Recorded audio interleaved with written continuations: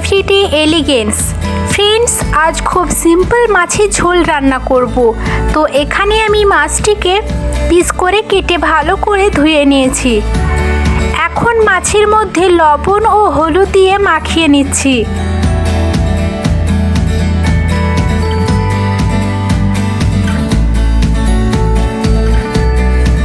এখন কড়াইয়ে তেল গরম করে এবার মাছের পিসগুলি দিয়ে দেব ভাজার জন্য।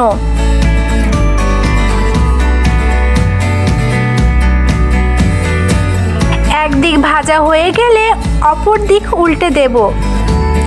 তেলটা ভালোভাবে গরম হওয়াটা দরকার, কারণ তেলটা যদি ভালোভাবে গরম না হয় তাহলে মাছ কড়াইয়ে লেগে যাবে অথবা মাছের পিসগুলি ভেঙে যেতে পারে। এবার দুই দিক ভাজা হয়ে গেলে কড়াই থেকে মাছগুলি তুলে নিচ্ছি।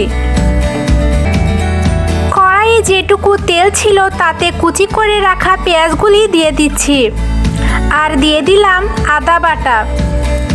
একটু ভেজে নিয়ে পেঁয়াজ কুচিগুলি বাদামি রং ধরলে দিয়ে দেব জিরে গুঁড়ো, হলুদ, স্বাদমতো লবণ, লঙ্কা গুঁড়ো।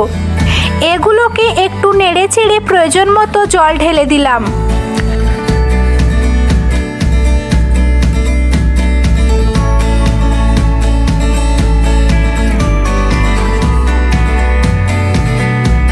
জলটা ফুটে উঠলে ভেজে রাখা মাছগুলি দিয়ে দিচ্ছি। এখন এটাকে প্রায় 5 থেকে 10 মিনিট ঢাকনা দিয়ে ঢেকে রেখে দেব রান্না হবার জন্য। ফিরে এলাম 5 থেকে 10 মিনিট পর। এই দেখুন বন্ধুরা, মাছের ঝোল রেডি। খুব সিম্পল একটা মাছের ঝোল। এবার এটাকে ভাতের সাথে সার্ভ করুন। তাহলে বন্ধুরা, আজ এই পর্যন্তই। দেখা হবে নতুন কোনো ভিডিওতে আগামী পরশু। সবাই ভালো থাকুন, সুস্থ থাকুন। ধন্যবাদ।